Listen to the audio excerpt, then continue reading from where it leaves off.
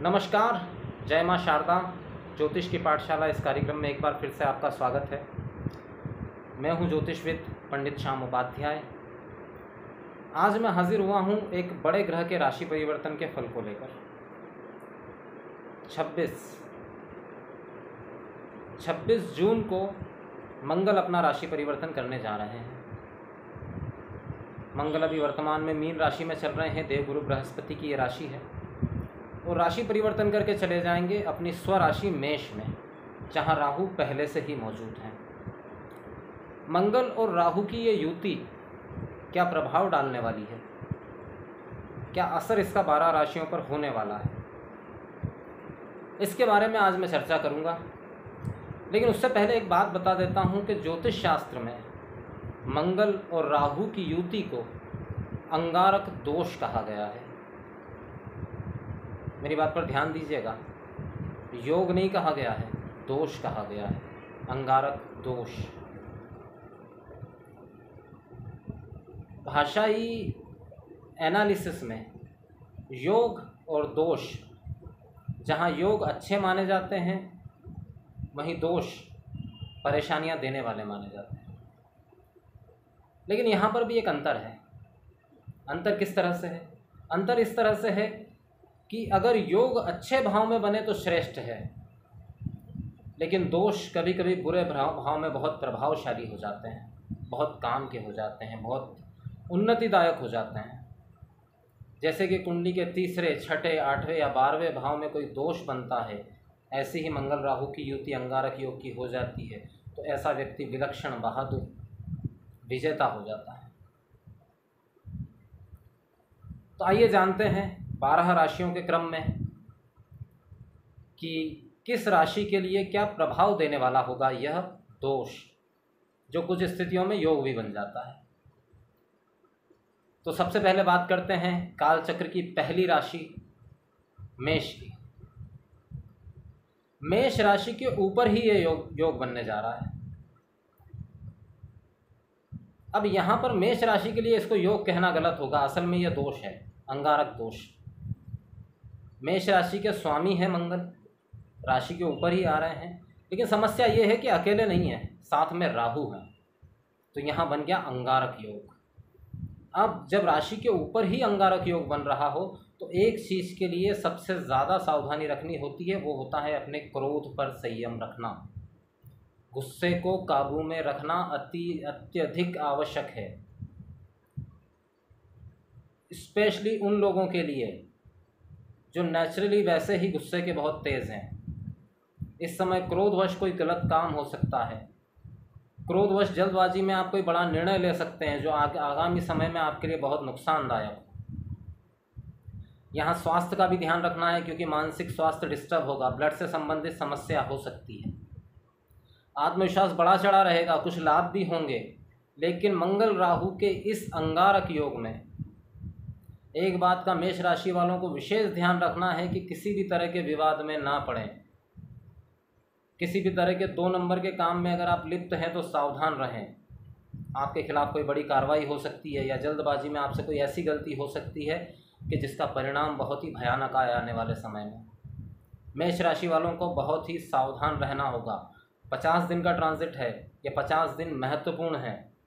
कुछ कार्यों में आपको सफलता भी मिलेगी, विशेष रूप से वो लोग जो राजनीतिक क्षेत्र से जुड़े हुए हैं उनके लिए है लाभदायक समय, लेकिन उसका लाभ वो तभी ले सकते हैं जब वो क्रोध और अहंकार से बचे रहें। थोड़ा मैं कहूँगा 60% तक ठीक है मंगल राहु का ये योग, लेकिन 40% खराब है। खराब किन किन चीज़ों के लिए है? एक तो स्वास्थ्य के लिए खराब, बुद्धि के लिए खराब, वाणी के लिए खराब। अत्यधिक क्रोध में कोई गलत निर्णय और कोई गलत कार्य हो सकता है पुलिस केस हो जाए, कोर्ट कानूनी का कोई मामला हो जाए, या आप किसी पर हाथ उठा दें और बड़ा नुकसान कर दें उसका। मेष राशि वालों को सावधान रहने की ज़रूरत है। क्या करना चाहिए इससे बचने के लिए?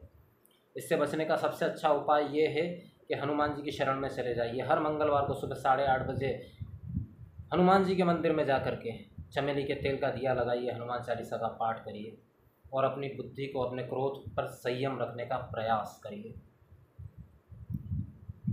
अब बात करते हैं दूसरी राशि वृषभ की। वृषभ के 12वें भाव में ये योग बनने जा रहा है। तो सबसे पहली बात तो ये है कि वाहन आपको बहुत सावधानी से चलाना है। द्रुत गति से वाहन बिल्कुल नहीं चलाना है। यात्राएं जितनी हो सके कम करनी है। लंबी दूरी की यात्राएं तो इस समय करनी ही नहीं है, क्योंकि वहाँ पे चोरी चोट एक्सीडेंट की संभावनाएं बनती है। यहाँ एक चीज़ के लिए लाभदायक है मंगल, वो है शत्रुओं विजय के लिए। शत्रुओं पर आप हावी रहेंगे, निसंदेह आप हावी रहेंगे शत्रुओं के ऊपर। लेकिन शत्रुओं पर हावी रहेंगे, लेकिन इसका मतलब ये नहीं है कि हम किसी गलत कार्य के अंदर लिप्त हो जाएं, क्योंकि अगर ऐसा हुआ तो आपके ऊपर कोई कानूनी कार्रवाई हो सकती है। दूसरी बात, पराक्रम भाव में मंगल की नीच दृष्टि रहेगी, तो जो भी कार्य करें सोच समझ के करें, अन्यथा आप व्यर्थ मेहनत करते रहेंगे और परिणाम कुछ भी प्राप्त नहीं होगा। मंगल की 8वीं दृष्टि जो है वो सप्तम भाव पर रहेगी, तो दाम्पत्य जीवन में थोड़ा सा कटुपूर्ण वातावरण हो सकता है, लेकिन धन, व्यापार और रुपए पैसे के मामले में यह समय लाभदायक है। हालांकि थोड़ा खर्च बढ़ा चढ़ा रहेगा, लेकिन खर्च तो बढ़ेगा, लेकिन उसके साथ साथ इनकम भी बढ़ेगी। अब बात करते हैं अगली राशि मिथुन। मिथुन राशि के लाभ भाव में यह योग बनने जा रहा है। अब यहाँ योग कहना ज़रूरी है, क्योंकि मिथुन राशि वालों के लिए बहुत ही फायदेमंद रहने वाला है। मिथुन राशि के, क्योंकि लाभ भाव में मंगल राहु का ये योग बन रहा है, अंगारक योग बन रहा है, तो वो लोग जो शेयर मार्केट से जुड़े हैं, सट्टे से जुड़े हैं, या शराब जैसे किसी कारोबार से जुड़े हैं, उन लोगों के लिए बहुत ही लाभ का समय। अब मैं यहाँ किसी से ये नहीं कहूँगा कि 2 नंबर के काम में आप लिप्त होइए, लेकिन इस समय जो भी लोग ऐसे काम से जुड़े हैं जो थोड़ा रिस्की होता है, जिसके अंदर साहस की ज़रूरत होती है, उन सभी को फ़ायदा है। निवेशकों के लिए अच्छा समय। अगर आप स्वयं भी काम करते हैं और अगर आप किसी को सलाह भी देते हैं, तो आपकी सलाह भी यहाँ महत्वपूर्ण रहेगी। सिर्फ एक चीज़ से थोड़ा सा बचना होगा मिथुन राशि वालों को, बाकी सारी चीज़ें तो ठीक है। ग्रह कलह, घर का वातावरण, अगर प्रॉपर्टी संबंधित कोई विवाद चल रहा है, कोई टेंशन चल रहा है, उसमें थोड़ी सी सावधानी रखना आपके लिए ज़रूरी है। बाकी ओवरऑल 90% मिथुन राशि वालों के लिए श्रेष्ठ समय है। अपनी वाणी पर थोड़ा सा संयम रखें। वाणी इस समय खराब हो सकती है, और आमतौर पर वाणी खराब तभी होती है जब आदमी फ़ायदे में रहता है। जब वो अच्छा फ़ायदा कमा रहा होता है तभी वाणी खराब होती है, तो वाणी पर थोड़ा सा संयम रखें। बाकी मिथुन राशि वालों के लिए ये लॉटरी लगने जैसा है, अच्छा टाइम धन संपदा के मामले में। अब बात करते हैं कर्क राशि की। कर्क राशि के 10वें भाव में यह योग बनने जा रहा है। यहाँ भी योग ही कहना पड़ेगा, क्योंकि 10वें भाव में मंगल अतिकारक हो जाते हैं। अब वो लोग कर्क राशि वाले जो किसी पॉलिटिकल पार्टी से जुड़े हैं या पॉलिटिक्स में हैं, उनके लिए फ़ायदे का समय। लेकिन फ़ायदा वो कब उठा सकते हैं? जब वो थोड़े से आत्मसंयत रहे, क्योंकि अंगारक योग जो है 10वें भाव में बना हुआ है, तो आपके विरोधी आपको उकसाने की कोशिश कर सकते हैं। आप चाहे क्रोध ना करना चाहें, कोई गलत चीज़ में ना पड़ना चाहें, गलत बोलना ना चाहें, लेकिन विरोधी आपको उकसाने का प्रयास कर सकते हैं। आपको संयमित रहना है, सावधानी से काम करना है, क्योंकि मंगल की नीच दृष्टि राशि के ऊपर ही रहेगी, तो निर्णय क्षमता प्रभावित हो सकती है इस समय की कहाँ पर क्या बोलना है क्या नहीं बोलना है। इस बात को लेकर कन्फ्यूज़न हो सकता है। इस मामले में सावधान रहें। अगर कर्क राशि वाले तो कोई समस्या नहीं होगी। दूसरा, संतान से लाभ है, लेकिन सुख में व्यवधान है। अब देखिए यहाँ पर क्या है, क्योंकि कर्म भाव में मंगल राहु है, तो सीधी सी बात है, कार्य व्यापार बढ़ा हुआ रहेगा, और जब कार्य व्यापार बढ़ा रहेगा तो आपके पास में आराम करने का समय नहीं होगा। तो आपको बहुत ज़्यादा मेहनत करनी पड़ेगी, लेकिन आत्मसंयत होकर, लेकिन मेहनत का परिणाम आपके पक्ष में आ सकता है।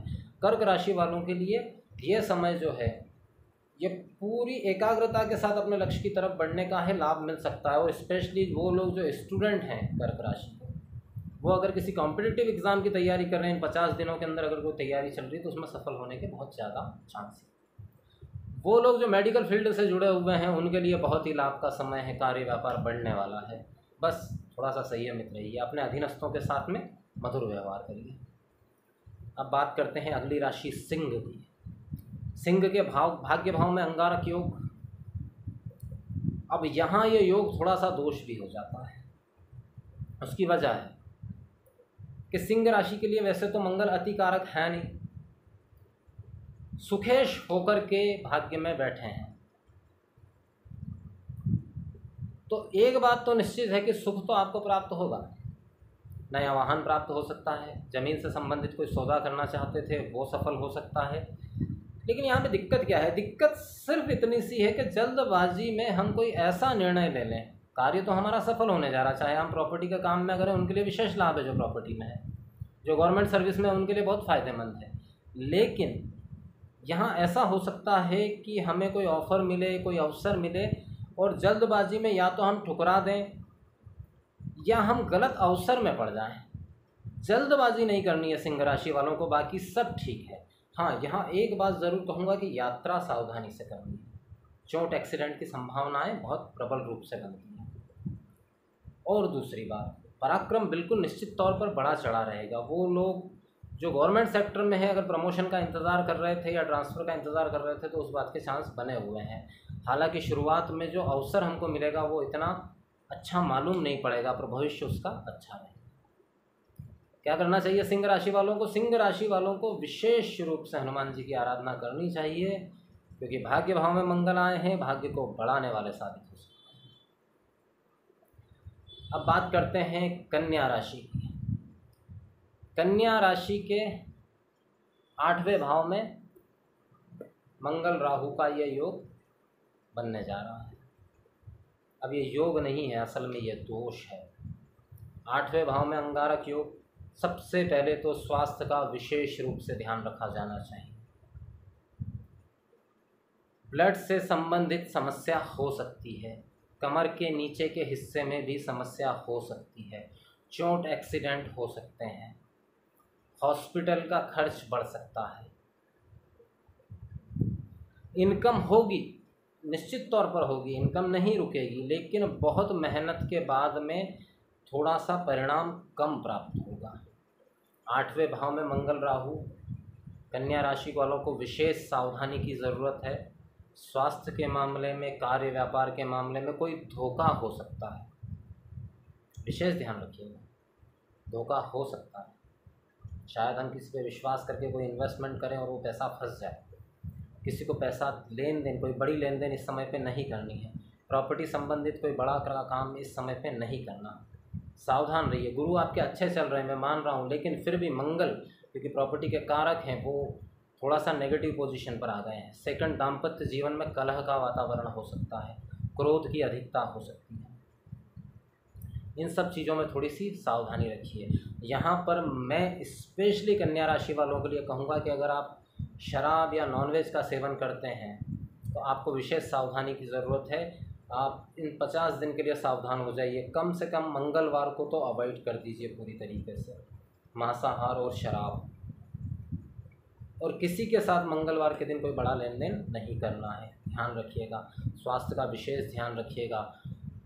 ब्लड से संबंधित समस्या हो सकती है या स्किन रिलेटेड प्रॉब्लम हो सकती है, तो इन 2-3 चीज़ों को लेकर ज़रा सावधान रहिएगा। कन्या राशि वालों के लिए समय थोड़ा ठीक नहीं है। ये 50 दिन मंगल का ट्रांजिट ठीक नहीं है, बाकी ग्रह स्थितियाँ तो ठीक है, मंगल का ये ट्रांजिट थोड़ा ठीक नहीं है, तो सावधानी अति आवश्यक है। क्या करना चाहिए इस समय पे कन्या राशि वालों को? बजरंगबली की शरण में चले जाइए, उनका आशीर्वाद लीजिए, हनुमान बाहु का पाठ करिए मंगलवार के दिन, शांति मिलेगी।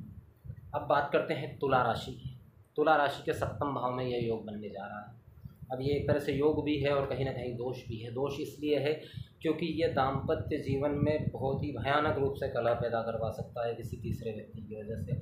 वो लोग जो एक्स्ट्रा मैरिटल अफेयर में कहीं हैं वो तो ज़्यादा ही सावधान रहें, दिक्कत ज़्यादा हो सकती है, संबंध टूट सकता है, प्रेम संबंध भी टूट सकता है और दाम्पत्य जीवन में भी विघटन हो सकता है। मतलब दोनों साइड से ख़त्म हो सकते हैं। आप कहते हैं ना माया मिली ना राम, वो वाली स्थिति आ सकती है। रिश्तों के मामले में बहुत ही सावधान होकर चलना है तुला राशि वालों को। बाकी कार्य व्यापार में लाभ है, लेकिन अगर पार्टनरशिप में काम है तो वहाँ भी सावधान रहें, पार्टनर आपको धोखा दे सकता है। तो पार्टनरशिप में काम करने वाले लोगों के लिए सावधान रहने की ज़रूरत है। तुला राशि वाले सावधान रहें, हनुमान जी की शरण में चले जाइए, समस्याएं कम होगी, लेकिन समय थोड़ा ठीक नहीं है तुला राशि वालों। बात करते हैं वृश्चिक राशि की।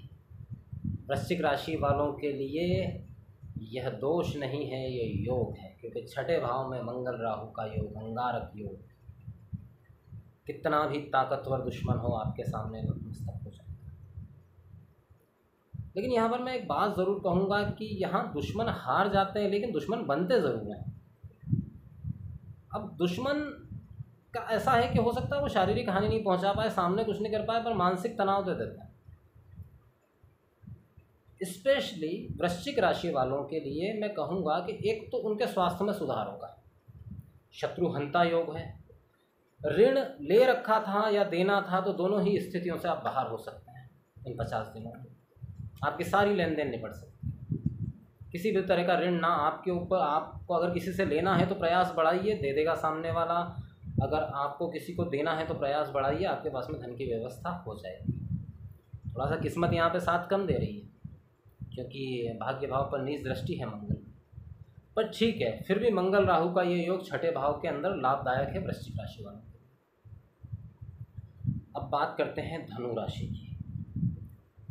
धनु राशि के पंचम भाव में, पंचम भाव बड़ा शुभ भाव माना जाता है, लेकिन वहाँ मंगल राहु का एक साथ होना, अंगारक योग में होना, ये थोड़ा ठीक नहीं माना जाता।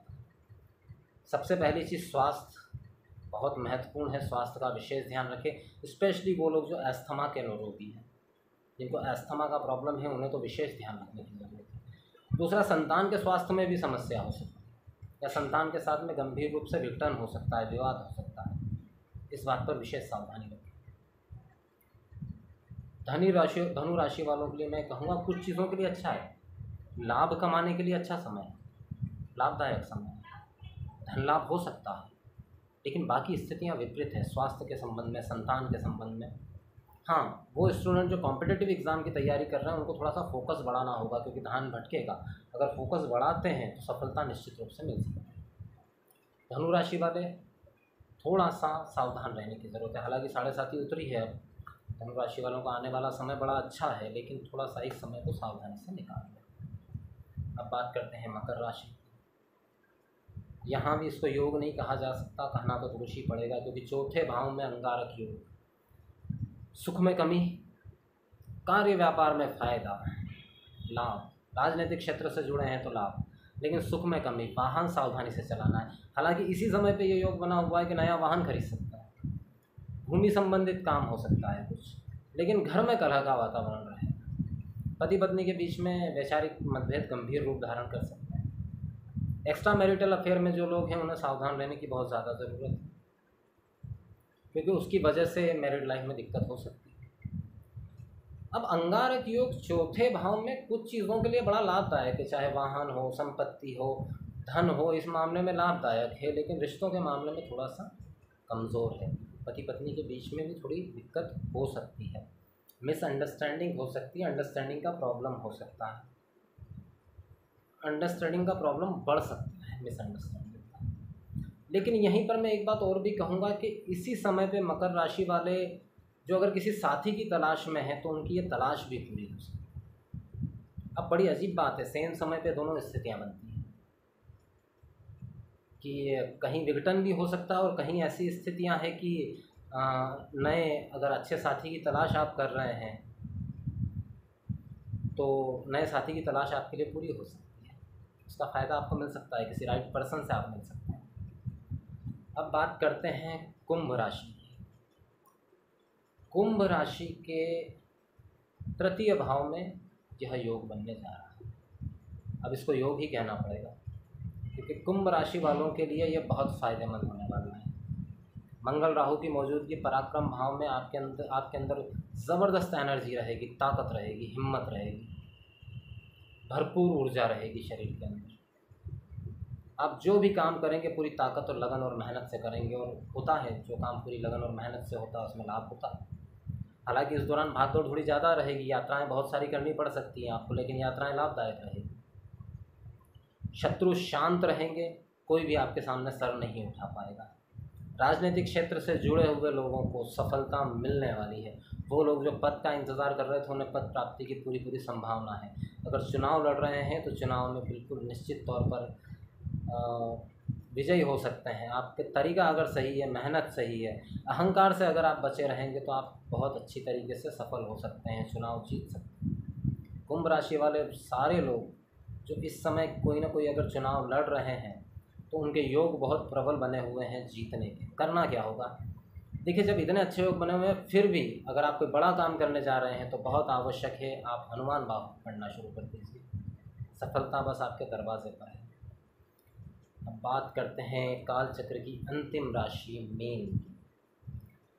मीन के द्वितीय भाव में मंगल राहु का अंगारक योग। सबसे पहले तो वाणी पर संयम रखना है, वाणी काम बिगाड़ेगी, आपके शब्दों से आपका काम बिगड़ेगा, तो वाणी पर बहुत ज़्यादा संयम, जहाँ आवश्यकता नहीं है मत बोलिए। परिवार में विघटन की स्थिति, सेपरेशन हो सकता है, बंटवारा हो सकता है परिवार में, और बहुत कलह के साथ में होगा अगर हुआ तो। दूसरा, स्वास्थ्य का ध्यान रखना है आपको। कमर के ऊपर के बॉडी के हिस्से में, कमर से ऊपर के हिस्से में जो है कोई समस्या हो सकती है। वाणी दोष हो सकता है, जलने, चोट लगने, गिरने, इन सब की संभावना बनी हुई है। ब्लड लॉस होने की संभावना बनी हुई है, हीमोग्लोबिन का स्तर कम हो जाए, स्वास्थ्य खराब हो। मीन राशि वालों को इन सब चीज़ों का विशेष ध्यान रखना। अब इसके लिए करना क्या चाहिए, देखिए मीन राशि वालों के लिए सबसे ज़रूरी है कि उन्हें ओम अंग अंगारकाय नमः, ओम अंग अंगारकाय नमः इस मंत्र का जप रोज़ाना 11-21 बार सुबह के समय करना ज़रूर चाहिए। तो दोस्तों ये था 12 राशियों पर मंगल के राशि परिवर्तन का प्रभाव। जैसा कि मैं हर बार कहता हूँ कि 12 राशियों का जो प्रेडिक्शन है ये बहुत सतही प्रेडिक्शन है, क्योंकि राशियाँ सिर्फ 12 है। अन्य चीज़ें जैसे कि मैं अगर 12 राशियों में कोई किसी के लिए बहुत लाभ बता रहा हूँ और किसी के लिए बहुत नुकसान बता रहा हूँ, लेकिन उनके बाद में उन्हें अगर ये लगता है कि यार हमको इतना लाभ हुआ नहीं, तो उसकी वजह यह है कि इम्पोर्टेंस इस बात का है कि कंप्लीट विश्लेषण जो है, प्रेडिक्शन जो है, वो तो कुंडली के आधार पर ही किया जा सकता है। सिर्फ राशियों के आधार पे आप अंतिम निर्णय तक नहीं पहुंच सकते, उसके लिए कुंडली विश्लेषण आवश्यक है। और बाकी चीज़ें जो हैं, देखिए मंगल राहु अंगारक योग, अंगारक योग किसी भी सूरत में सही नहीं माना जाता है, ये उचित नहीं माना गया है, लेकिन कुंडली के अंदर कुछ ग्रह ऐसे हैं जहां इसका प्रभाव अच्छा हो जाता है। जैसे शत्रु भाव में मंगल राहु का प्रभाव बहुत अच्छा हो जाता है। उसका रीज़न ये रहता है कि शत्रुओं के साथ आपको फाइट करना है तो आपको एग्रेसिव रहना ही पड़ेगा। अंगारक योग एग्रेशन के लिए ही जाना जाता है, हमलावर स्वभाव के लिए जाना जाता है।